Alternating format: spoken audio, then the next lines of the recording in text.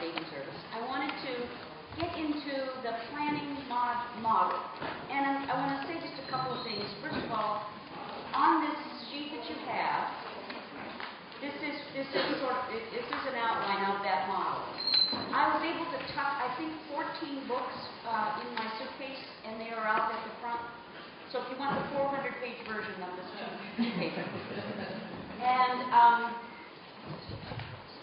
we'll go through each of these steps. I will try to wrap it up by about 10 of, so that in case there's some questions you've got, but I'll also be around during lunchtime. And I welcome any of the questions you've got, or even any challenges you've got based on our morning's discussion or on this discussion. So this is a map, obviously, of the United States. Washington State is up there in that upper left-hand corner.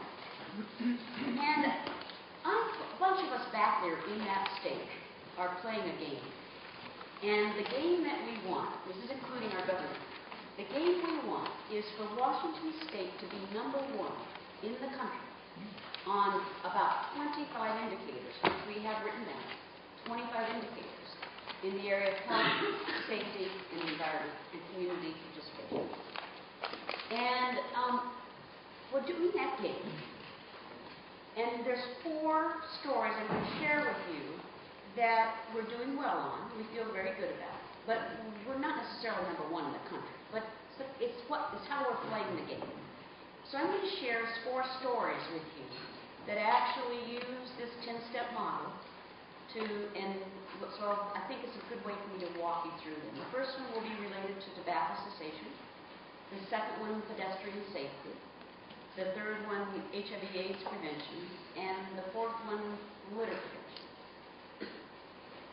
So the 10-step model, I'm actually in this little diagram here and marrying it for you with research. So up on the upper right-hand corner, at about between noon and 1 o'clock, we have the describe the plan, background, purpose, and focus. Then we go to conducting a situation analysis, and then we go to selecting our target markets. And the most common, not the only, but the most common kind of research we use at that point is literature review and colleague interviews to help us at least zero in on target populations. We then use, moving on down here to the next 4, 5, and 6, we use formative research to help us develop those strategies. We use formative research to help us set our behavior objectives and goals. We use it to help identify the target market barriers, motivators, and the competition we've got for the behavior we want. We use it to craft our positioning statement. And then we use formative research to help come up with ideas for our strategies. Then we use pretest research. Once we've come up with some ideas, we use pretest research to test those ideas. To see, like I was telling you about with the youth tobacco campaign, 39 campaigns around the country, we're pretesting them to see which one of those would be the most effective with the youth that we're targeting. And then we move on to internal assessment type research, where we use internal records and other forms to outline a plan, to determine our evaluation plan, and to establish our budgets, and then to do our implementation plan. So I just wanted to show where often we have the research marrying these steps in the planning process. And as always, the old target market is right there in the middle of all of that. There's been some fun discussion lately about the terminology target market. It's controversial on the listserv. Some of the options that people are wanting, let's go there's not target because it sounds too much like war. So we're not using the word target, we're using priority. And market sounds a little too commercial, and so we're often moving to audience. So whatever your leaning is, you can use priority audience if you're not comfortable with target market.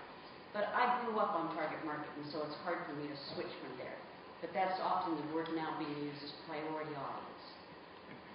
So for each story that I'm going to share with you, I'm going to share the background, the purpose, and the focus for that plan, who our target audience was, what our behavior that we wanted, the barriers that we identified, and the theory that really guided and inspired us. I'll talk about the 4 Ps being used for each story in the toolbox, and then I'll give some results, and where we can, This is my latest theme that I've been talking about a year now, which is to really speak to the return on the investment. We spent $1, what did it do for us? So the first story, tobacco cessation. So in Washington State in the year 2000, so 9 years ago, we had 1 million adult users. We have a population of about 6 million, so we had close to 20%, 22% almost, that were using tobacco. It was costing us an estimated $1,800 per smoker per year. And that's just looking at the taxpayers' costs, not the individual's cost in addition to that. So it was costing the taxpayers in healthcare-related costs $1,800 a year. The purpose of this effort was to reduce the number of users. Our focus was on a quit line. If I had a lot of time to go through the planning model with you, I would emphasize in great detail the distinction between purpose and focus. Purpose is like not exactly at the world peace level, but it's at, well, what good are you trying to do? Well, we're trying to reduce tobacco use. Now, if you look at that way up here, there's multiple strategies that we could use to do that. We could double the price. We could make it not accessible except with doctor's prescription. There's all kinds of things that we could do. We could do campaigns to let heavy smoking out of our life. This campaign's focus was on a quit line, and the reason was that they did a survey and shared with me this research that showed that of those million people who were smoking, 70% of them wanted to quit. Now, from a marketing perspective, that is incredible. 70% of the people want to do what it is we want them to do. And so something was clearly missing. Something that, as we looked at what other states were doing, was the quit line. A quit line for people to actually call and get help to quit. So so the behavior we wanted was for people to call the quit line. And the theory that inspired this campaign was the stages of change theory. Many of you may be familiar with this. It has 7 steps to it, but Alan Andreessen in Georgetown, he condensed it to 4, and I really think this communicates pretty well. So the stages of change theory says that if you have somebody over here, and over there is you wanting them to do the behavior, many people are way back here. And we call them the pre-contemplators. I think of that group as people relative to what I want. They're sound asleep. They might have woken up in the past, and something woke them up. But they looked at this behavior and they go, and went back to sleep. And the reason could be that they, first of all, they don't think it's a problem. Their grandparents smoked until they were, and ended up 99 years old and still healthy. So it's not a big deal. Or, yeah, maybe, but I'll probably quit. In fact, I read an article in your paper on the airplane that said that there was this new finding that was being promoted here in Ireland that if you quit at the age of 60, you still have a good chance of not getting lung cancer, even if you smoked all your life. So somebody might read that article. That might lead them to contemplation. So in the sleep analogy, they're awake. They go, so I thought maybe I might as well just keep smoking forever because it doesn't make any difference. But I just read this article that says that, my gosh, if I quit now, I still have a good chance of not getting lung cancer. That makes me want to think about that. Now, that doesn't mean that I'm quitting yet, but it means I'm sitting up, I'm wide awake. You got my attention. So those are the contemplators, and those were the people that we were targeting with this campaign. The inaction people are already trying to quit. They may have cut down, they may have buried their cigarettes in the backyard. They're doing stuff already. They're out of bed. And the maintenance people have quit. That doesn't mean that there isn't something for the marketer to do with each one of these areas. With the free contemplators, we have to continue to try to make them wake up. We have to continue to do things. If we find a new finding like the 60-year-old thing, we can use that to get them to wake up. And the contemplators, we've got things to do for them. We've got to get rid of the barriers. See, they want to do it. They've just got some considerations and concerns. So this is the group that we understand better. The inaction people, the people that are starting, the job for us there is to reward them and to recognize and to encourage them, just like Weight Watchers does. So when we get people moving, we encourage and we recognize and reward. And then when they're in maintenance, we continue to acknowledge and show them the advantages of doing. In fact, sometimes we showcase them so that they're an inspiration to others. That's the maintenance. So let's go through the 4 P's on this campaign. Product. The product in this case is that quit line. And when you call, you get a quit counselor. Most of the counselors are people who used to be smoking and are not now. So they're able to listen with compassion. The quit plan is another part of the product. They will actually help them create a plan online, and then they could work with them or send it to them. They have a kit of resources that they send to them, and they have they let them know of other places in the community where they might be able to go for support groups or even for subsidized medications. So that's our product. Price. Well, it doesn't cost anything to call the quit line. If it did, it would have that price on it. But it's free. The counselor is free. You can call any number of times. You don't charge if you call more than once. The quit plan is free. And there's an online calculator that can be used. So, I know it's hard to read from there, but let me show you how this works. In fact, I meant to get out my little laser thing here, and I've got it. So you go into this online calculator, and what it's meant to do is it's meant to make it much more clear to people that there is a cost, and what that cost is for smoking, besides the health things. So up here, it says, how many cigarettes do you smoke per day? So I entered in 24. How much do you spend on a pack of cigarettes? I entered in 6. How many years have you smoked? I entered in 30. I hit calculate now, and it came, for so far, smoking's financial toll for you is $78,340.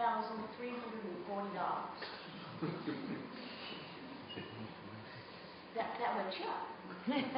Every year, smoking costs you $2,628. If you quit now, in 5 years, you will save $13,140. Simple online website-based calculating thing that makes the price, the cost, actually much more vivid and personal for the person. So we go to place. Place is access. It isn't where we put our materials or our messages. It's how they access the product. 7 days a week, 5 in the morning to 9 at night.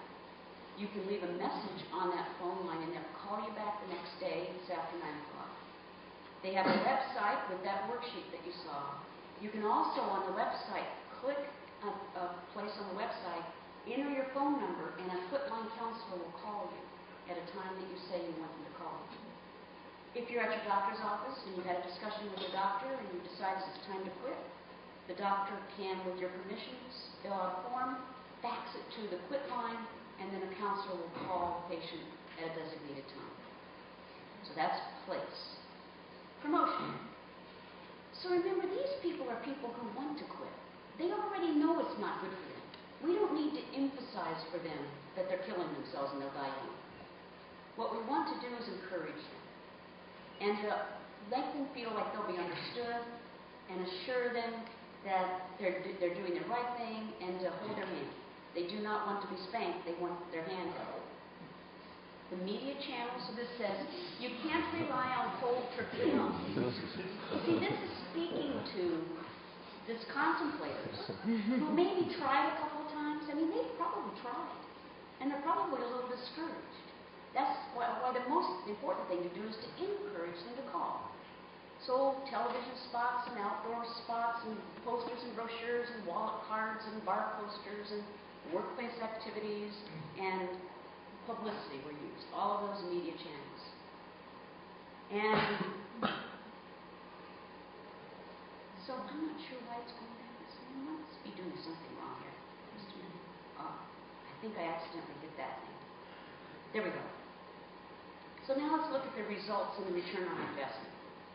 7 years after the phone line was launched, they received their 100,000 call. 13% of the people who called actually quit. It cost us, when we looked at the cost for the quit line and all those materials, and divided that and only assigned that as a burden to the people, the 13% that quit, it cost us $830 for each person that quit. The state savings per quit, remember, is $1,800 a year. We have 235,000 fewer smokers in the state. We've gone from 22% to 17% users.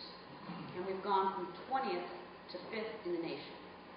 So we got a 6-month payback on our $830. Now, we're not number one, but California is number 2 in the nation. So if California's number 2, what should Washington State Department of Health people be doing? Whatever they're doing. Absolutely. Exactly. It's not against the law to copy what the other state's doing, like it would have been if you were a copyright. Actually, Utah is number 1 in our country, and that's because I think it's about 60% Mormon population. I think they need a handicap because it's not fair. They're number 1. Okay, any questions about the quit line before I move on to pedestrian safety? Was that the only action, was that done in isolation, the quit line was drug activity alongside that? You know, they have a lot of, tobacco stuff, but it was where most of the marketing dollars were going, was for the quit line. And we've also created some legislation that I know has been very helpful. We have the 25-foot rule now, where you have to be 25 feet away in a public place from the door. So there's no longer any smoking in any bars or restaurants, 0. And you have to be 25 feet away from the door of a building or a restaurant when you're smoking, 25 feet. And actually, where was I? Oh, Portland, Oregon is 75 feet. And California was the first one. California was the first one to do the 25-foot rule. And that was how we got it passed. We just showed the legislature, look what they've got. Their smoking rates are down in 16%. You want to do that? Great, then do a 25-foot rule. You worked in California. Any other questions about the quit line? Yeah. Was the budget holder saving the same budget holder that expanded on the budget?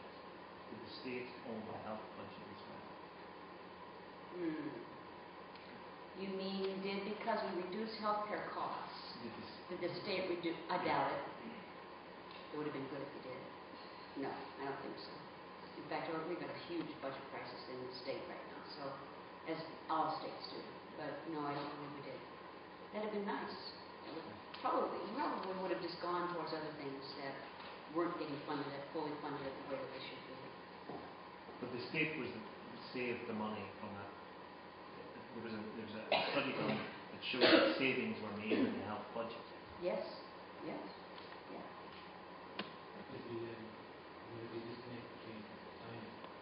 I'm sorry.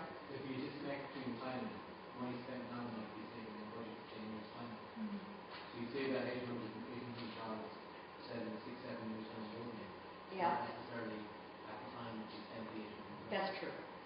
Yes. Well, I'm just interested in translation of social marketing campaigns across cultures and different contexts. Maybe something that might have worked in, say, Washington, D.C., and its translation towards a team, for example. And, what are the are there cultural barriers to the types of campaigns you can run? Absolutely. There was a seatbelt campaign in North Carolina. North Carolina is a very, what we would call a red state in Washington State. Very conservative and fairly, I want to say strong, government-oriented. Never would have worked in Washington State. Washington is very liberal and very independent. So they had a campaign called Click It or Ticket. But our campaign was very different than theirs, even though we used the slogan Click It or Ticket. All the images looked different, all of the messages were different because of the cultural differences between them. Absolutely. Pedestrian safety. There's a little town called Kirkland that's on a lake in Seattle, on Lake Washington. And for about 10 years, they had these flags at crosswalks. So here's the flag right here. This was an orange flag. And what people were to do is when they get to the corner here, they pick up the flag, they pull it out of the holder, they carry it across, and then they put it in the holder on the other side. And they do that so that the cars will see them. Somebody, I know you're already laughing. So somebody in that city had been to Japan in 1996, came back to the City of Kirkland Council and said, we should have these. They work really well in Japan so that people saw me and this would reduce the amount of pedestrian injuries that we have. And so I talked to them about what they could do to increase their flags. And they were, the target audience were the people who walk, it's like a little shopping town. And it was the people who worked downtown and who shopped downtown. The behavior that we wanted specifically was for people to pick up that flag and use it every time they walked across the crosswalk. That's what we wanted. So let's look. Here's what inspired that. Well, my first question was, well, how many people are using it now? Who's using it? Who doesn't use it? Doer, non-doer analysis is so fantastic. What you want to do is you want to look at the people currently doing the behavior and compare them to the people not doing the behavior. That's often one of the most brilliant insights you'll ever have. Oh my gosh, that's because it might be an age thing, it might be a psychographic. Something makes the doer different than the non-doer. Marketers, commercial marketers do that all the time. How are my customers unique? How come they're buying my brand? And who's buying the competitor's brand? And what makes them different? So we look at who's using it and who's not using it. When do they use this flag? Why are they using this flag? And why aren't they using the flag? So I hired a student from the University of Washington to sit in this town for a month and to sit at all those crosswalks. And luckily, there were little stores in front of the crosswalk often. And she could sit like a Starbucks, or she could sit at a Ben & Jerry's ice cream, or she could sit at the pizza place. And near the window, she'd have her little thing, and she would calculate how many people were using the flags.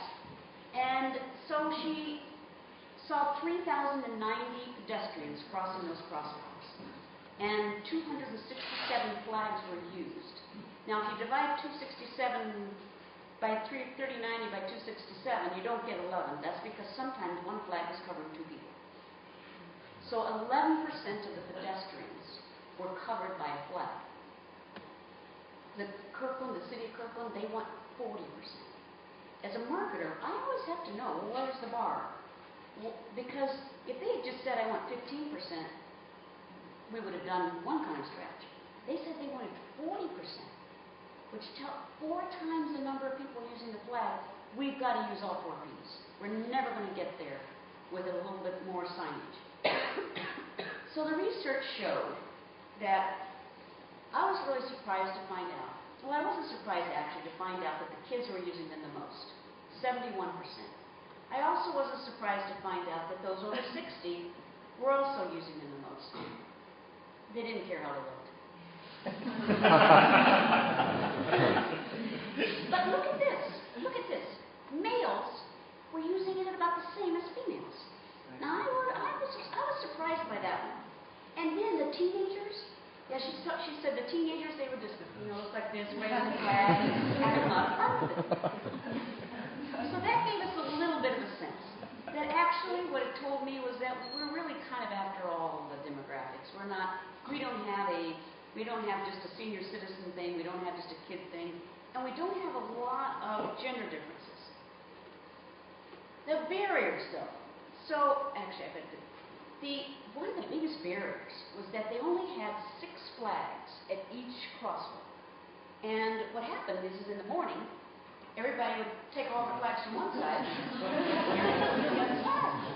And so, that was like an easy thing she found out during this observation research, that there were not enough flags on the side. The second thing was what are they for? People would say, well, I didn't take up, she would interview one person an hour, I'm sorry to tell you. I forgot to tell you that. She would stop one person an hour and interview them and say, I noticed that you use one of these flags. What are some of the reasons? What are they for? Because those orange flags actually looked to me like the first time I saw them, they looked like they were telling me, the driver, that there was a crosswalk there. It was flagging the crosswalk. It wasn't necessarily intended for the person to carry. And so that was a barrier. The holder was really hard to use. I had to go on my tiptoes to actually put the flag back in there. Normal people wouldn't have to, but I had to put the flag back in there. And so it was hard to use. And most people, actually probably the number one thing is they say, oh, fine, I feel safe. It's no big deal. I'm seeing. Many of you probably would have told me this one. I feel like I look really silly. And it takes too much time. I mean, it takes 2 seconds at least to come over here and pull it out of here, and then another 2 seconds over here on the other side. I'm trying to get to work. I didn't even see them. I didn't even notice the flags. So now again, see, I love these. If you get a good barriers list, often you do feel discouraged. You feel like, they're lucky they got 11%. But a really good barriers list, when you look at it the second time, is inspiring. And I'll show you how it inspires. First of all, we decided the orange flag had to go. That the orange flag actually turned out to be the official ski boat flag on the lake right there, so that you have to, like when someone's skiing and they're down in the water, you got to put a flag up. It was the official flag for that. And so kids, the Ben and Jerry's people told me that the kids would come up from the ski boats and grab those flags and take them down to their boat and never return them.